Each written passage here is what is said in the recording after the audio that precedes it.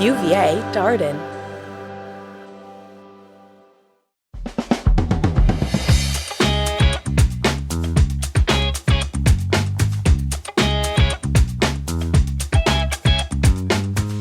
Good Disruption, a lively discussion between UVA Darden School of Business professors Yael Grushka-Cocaine and Mike Lennox on cutting-edge technologies and practices that are challenging the status quo.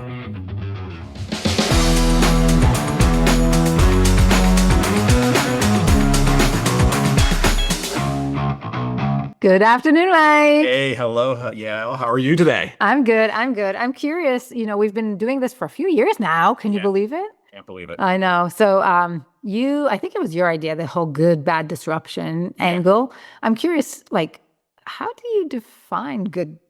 Well, let me start. How do you define disruption? And then we'll talk about how would you think about bad disruptions and good disruptions in abstract. 2 years, not everybody knows. Let's take a step back, right? Okay. It's a really interesting concept, and it's a word that obviously has much broader use in society. Of course. And it's usually used in the pejorative, right? When we talk about disruption, it's usually negative. the negative thing. Yes. Our use of it, of course, references typically technologies or changes in, technology regimes is often the term I would use. Okay. And so disruption really, in my mind, goes back to notions that the famous economist Joseph Schumpeter, he coined the phrase, the gales of creative destruction. Ooh. So if you think about a lot of the work in economics has really been about when do we get these market equilibriums that balance supply and demand and set prices? And this is a wonderful thing that we kind of have come to have a better understanding. Schumpeter was very interested in the dynamics of innovation. Okay. And the dynamics of markets. And so this notion of when do new innovations come along and restructure the competitive ordering, that was the notion of the gales of creative destruction. Okay, can you tell us more when you say restructure? Does that mean that there has to be winners and losers? There's going to be companies that will fall out. There's going to be a big step change in terms of that equilibrium of supply and demand and pricing. Tell us, what does that I think the answer is probably all of the okay. And I think what makes the notion of disruption sometimes hard to really concretely define. I think in our kind of canonical examples, right, when we talk about big technological shifts, one, obviously there's consumption. Right. And you can look at diffusion and adoption. So the new technology starts to get diffused and adopted at a higher rate than whatever was kind of the old, substitute. So when people stop buying their Nokias and everybody's buying their iPhone, that's a disruption. Right. Or even go back further in time when everybody is using a washboard to wash their clothes and then they start buying washers and dryers. Right. That's a disruption, a complete kind of transformation in the way we're consuming, or what technology we're using. So that's number one. Number two is that often when we have those types of technology shifts, we do have this change in the competitive ordering. So whoever were the most successful companies in the years past may go away, may not, but there's going to be a change in that ordering. Okay. So you might have, I always talk about, the Studebaker brothers, who were the number one horse-drawn carriage manufacturers in the late 1880s or so. And along comes the horseless carriage, the automobile. They made the transition. So it wasn't like the automobile put them out of business right away, but they never gained the same level of prominence. And eventually they did go bankrupt and are now this footnote in history. And so folks, there are some clear examples that you can find in any textbook. Netflix replacing Blockbuster, Tesla maybe tried to disrupt the car industry. And I know that where you come down on that discussion, Nokia and iPhone and the like, Kodak, et cetera. Yeah. And again, I think if you just look throughout the economy over, the past century plus, innumerable examples of this type of, again, technology transition, and the patterns are, again, every time is unique, but there are some kind of common things that we see every time, these types of disruptions occur. So we're talking about like the market share consumption, like how much use they're getting these technologies, and the companies have to reorganize what they're doing and how they're doing. Yeah, I mean, that's a good one we've talked about a number of times on this podcast, AI. Oh, right? yes.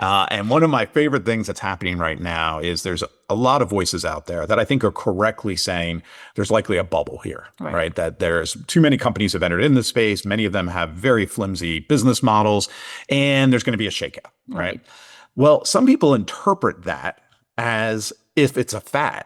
And so they'll reference things like the dot-com boom and bust. Yes. And my standard joke about that is like, yeah, that internet thing, it just was that fad we did in the 90s and it just went away. No, of course not. Like, it has been a transformative, disruptive by the technical definition, technology.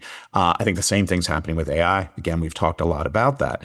But we see these patterns. We see these patterns where you get massive entry and then a shakeout. That's very common when we have technology disruptions here. We have the emergence of new entrepreneurial entrants is often a feature of these disruptions. Doesn't mean they always win. In fact, often the earliest entrepreneurial entrants fail. Yeah, Better Place was a company that was very early on in the whole electric vehicle.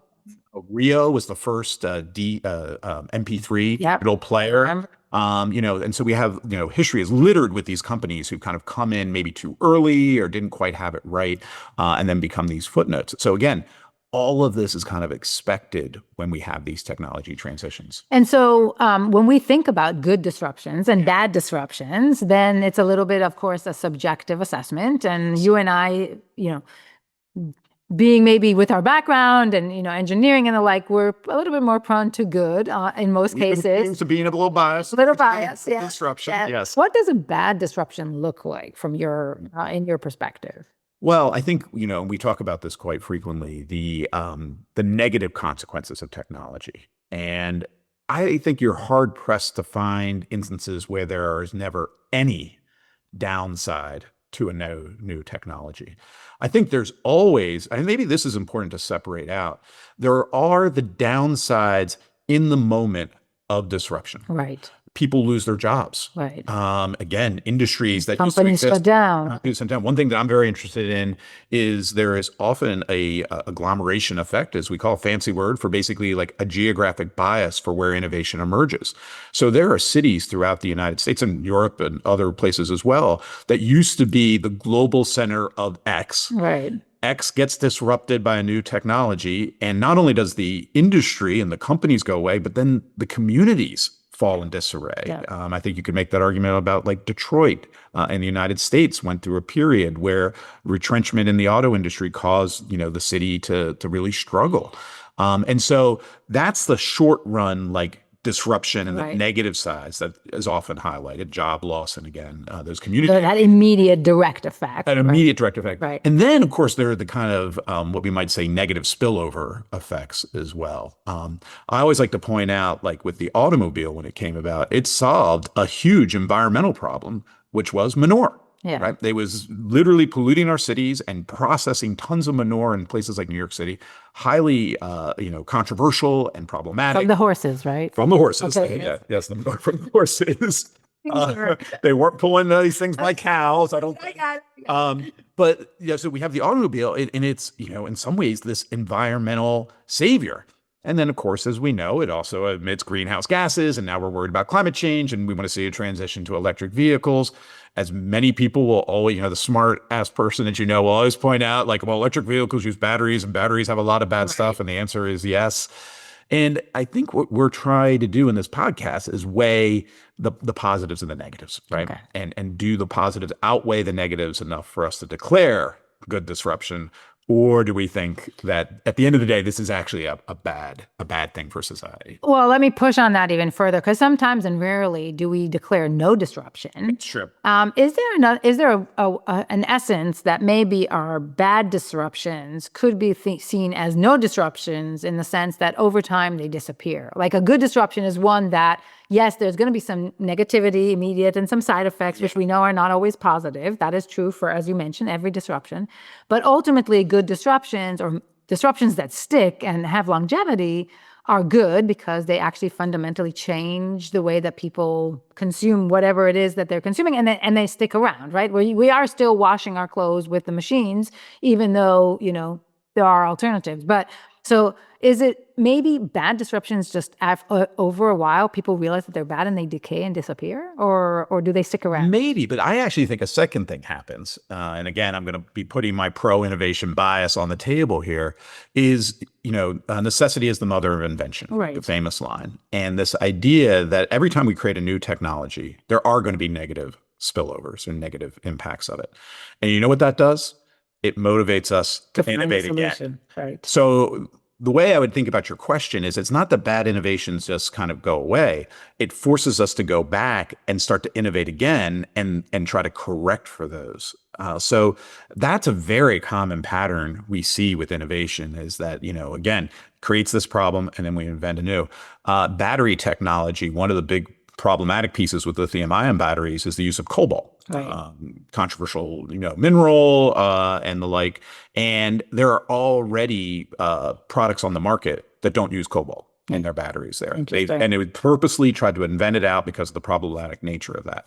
So that's how this process works. Oh, we know the problems and Yeah. try to innovate new solutions that address the problems of we knew, or for at least for a while, we were certain that, any use of aerosol was affecting our ozone layer directly. So we found solutions for that, right? Alternatives. Yeah. Ironically, one of the main solutions for CFCs, the Yep. causation of the ozone hole, were HCFCs, which are a big greenhouse gas emitter, which is a separate, atmospheric problem. But again, and then we innovate again and we try to correct it. And I think what makes this topic, maybe frustrating to many is, I don't want to be Pollyanna, right? It's not like innovation just naturally solves all of our problems over time. I think both of us subscribe to a viewpoint that innovation is intentional. Yeah. And it's people at the end of the day who make decisions about what do they want to investigate, where they want to place their resources. I think both of us, as business school professors recognize, is there a market incentive? Yep. Because that is a incredibly powerful change mechanism when those things come aligned. Again, that's what Schumpeter was saying 100 years ago. Right. Was this really powerful impact markets can have on innovation because it creates these high-level incentives to invent the world anew.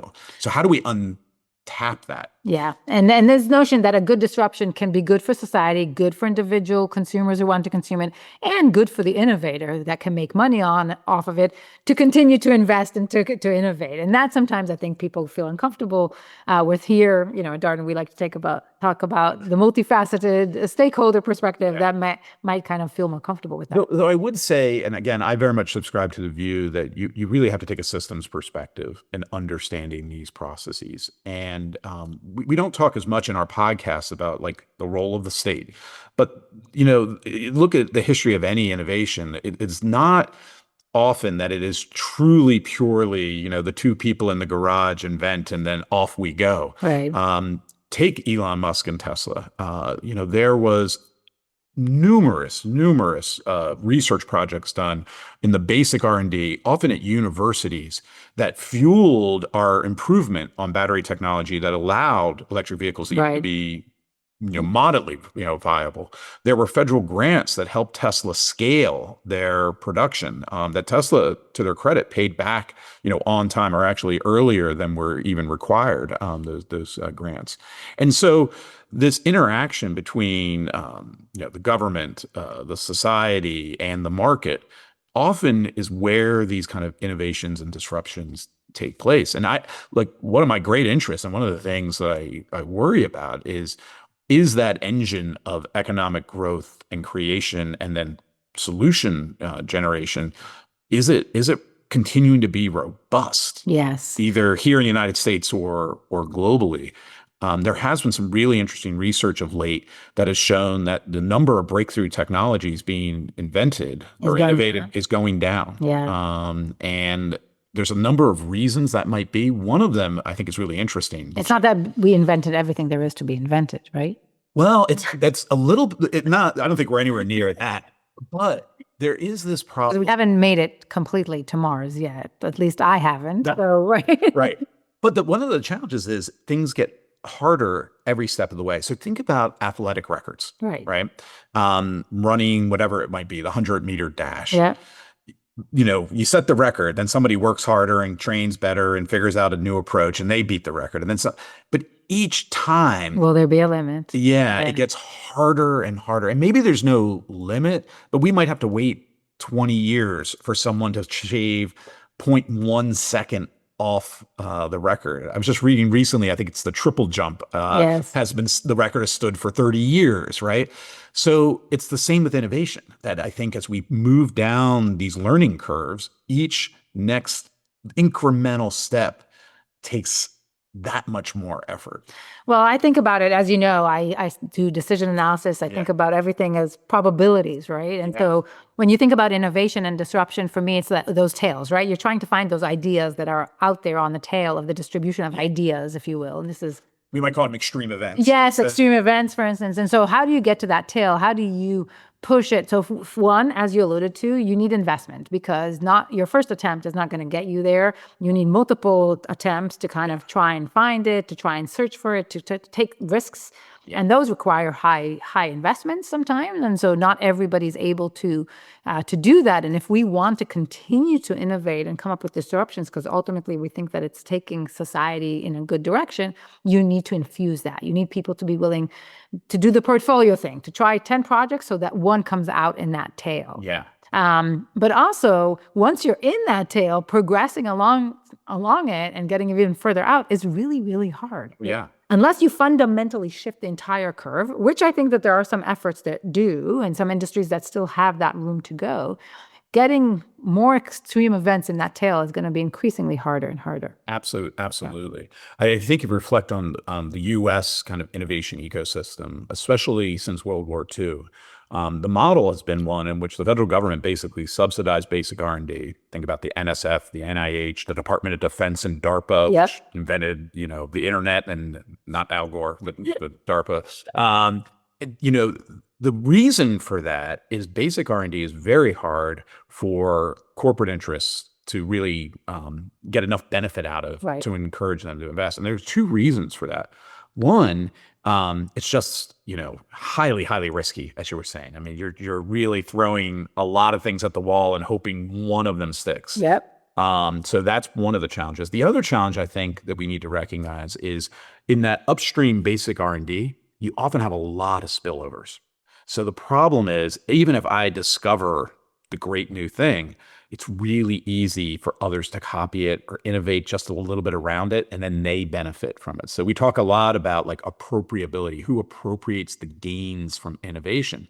And as we were talking about earlier, it's not always the person who originally had like the big light bulb idea and came up with it. History, again, is littered with, these amazing, I'll call them inventors and not entrepreneurs here, who kind of invent something new, but they never really fully capture the value that they create. Yeah, isn't there some Tesla story related to this a little bit?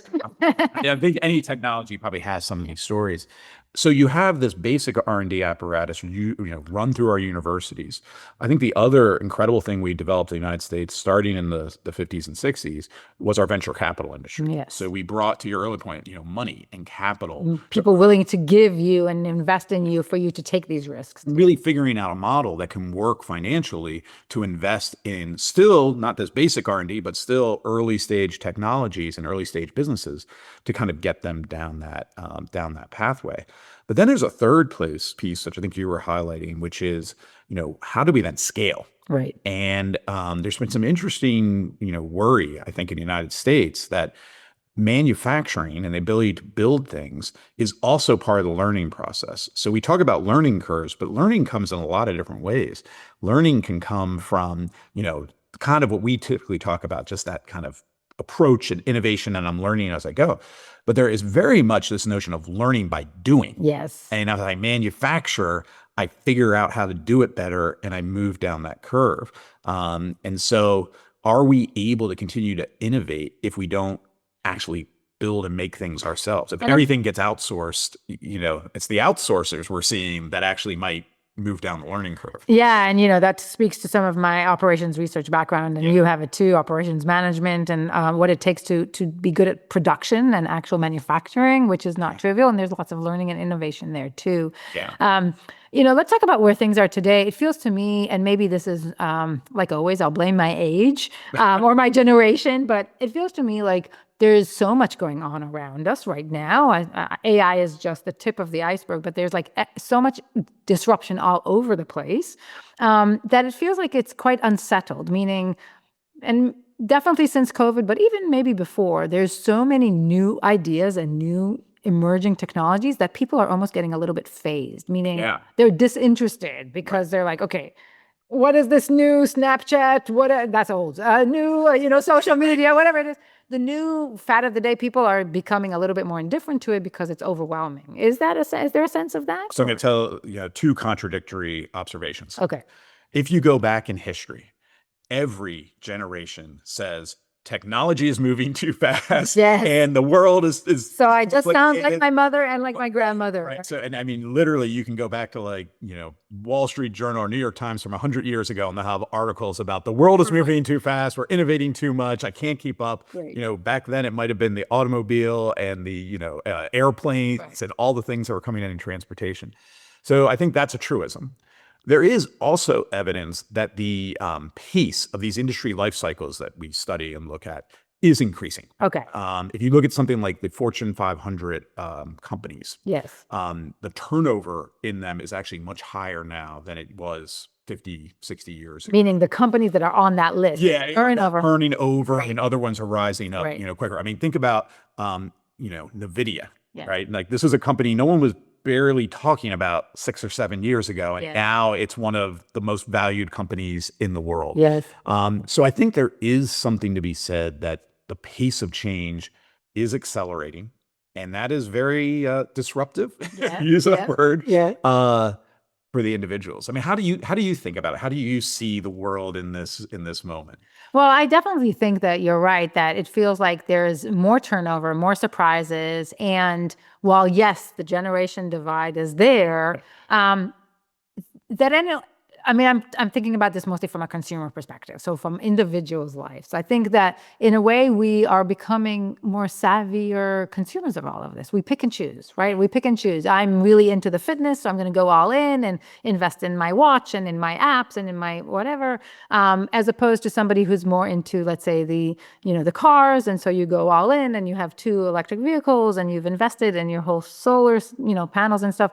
I think it's really more of a pick and choose type of situation where some people are kind of, very much disruptive, but in a much more micro way, in a very dedicated, myopic way to whatever fits them and whatever they're interested in. But not everybody's adopting everything. Does that make sense? No, it does. And it comes up something else that's been coming up frequently on our podcast, which are, dare I say, like income inequality and the perverse effects this might have on just kind of societal ordering to be grandiose. And obviously this has come up repeatedly with AI. The idea of a jobless future, the idea that this is going to massively increase productivity, which should actually reduce the number of workers in a given space. That I think is, again, dare I say, it's giving technology a bad name, if you will. I mean, I remember the heady days of kind of everybody wanted to be in Silicon Valley and be part of that change. It ebbs and flows. I think we're maybe back in one of those moments right now with AI. At least there's a lot of people, rushing for gold in AI. But the narrative feels different. Well, I think we go through cycles, right? We go through cycles, and this podcast could very well, be a geopolitical conversation around how, forces around the world are affecting how we view technology, how we view the media, and how the media affects how we view disruption and technology, if we're giving it a bad rep or embracing it. And what I love to see is also just the genuine day-to-day in entrepreneurial spirit of individuals. Like everybody's a little bit of an entrepreneur, and everybody's willing to kind of take a little bit of a risk in different ways. Well, it's interesting your point about kind of geopolitically. I just recently was at a conference where we had representatives from North America, Europe, and Asia, really talking about the future of innovation and entrepreneurship. And we're in a moment where after roughly 50, 60 years of liberalization in the sense of like breaking down trade barriers and the like, led to this global exchange of technologies and marketplaces. And, the word that people have been using is decoupling, especially between US and China. And especially with the rise of the use of tariffs again and the like we're moving into a very different epoch than we had been in the last 50, 60 years. It has huge implications for innovation.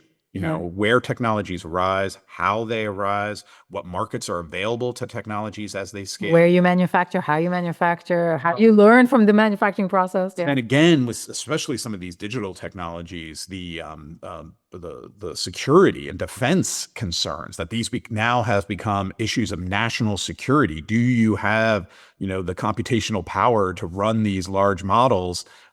Is becoming, again, not just an economic issue or even a social issue, but a governance and military issue. Right. Maybe they've always been, but it is making it feel like a disruptive time in the history of disruption. Well, maybe that's our bad disruption, but well, maybe we should end this discussion with that exact conversation, which we've always have. Right. If we think about our current moment, are we in a moment of good disruption, bad disruption, or no disruption? Oh, it's hard. It's hard. That's a tough question. I kind of feel like it's definitely a disruption. So no disruptions out. No disruptions out. I think things are changing, and they're gonna, as we said earlier, they're gonna breed other innovation that people are gonna come up with in order to deal with the current disruption. I feel like there's a little bit of a maybe skepticism and doubt and lack of trust. So from that perspective, I would say bad. Just because people don't trust the technology, don't trust the so-called disruptive technologies. So maybe they won't embrace them as much, or maybe they will only use or highlight the negative aspects of them. So in that sense, I'm a bit skeptical. Long term, I think that ultimately we will, creativity will ensue, and we will turn lemons into lemonade, and it will become the mist that you are is coming out. That eventually it will only yield us or push us to yield better technologies and better innovation and disruption, although maybe in unexpected areas. Yeah, and I think again, it's probably an impossible question to answer, and I think when you look out at the world and what's happening now, it is easy to say it's being disruptive, and maybe it's bad disruption. I'm an optimist as well, as you know, and as our listeners know. And, what's the line from Matthew McConaughey, life is a flat circle, or the world's a flat circle, time repeats itself. I do think there's an element of truth to that we have these epics that emerge. I do think often when we have these epics, it actually ends up being maybe more innovation actually occurs and emerges, and we get step change functions during these, quote unquote, highly disruptive times. So I'm gonna play the eternal optimist and say, while the path might be, as we talked about in the moment, really disruptive and can be very disruptive to people's lives and the like. I think we come out at the end in a better place as a society and a world. One would like to hope. That is for sure. Well, Mike, thank you so much for sharing. I always learn from our conversation. Same here. As always, let me thank our producer, Gary, our lead researcher extraordinary, Becky, and our other additional researcher, Katie, who has been incredibly helpful, again, in making Yael and I look maybe a little bit smarter than we are, or at least have some knowledge of these topics that sometimes we come into and we don't. So thank you all. Thank you.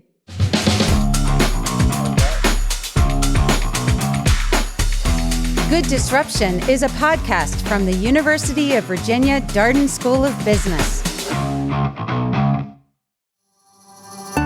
Darden.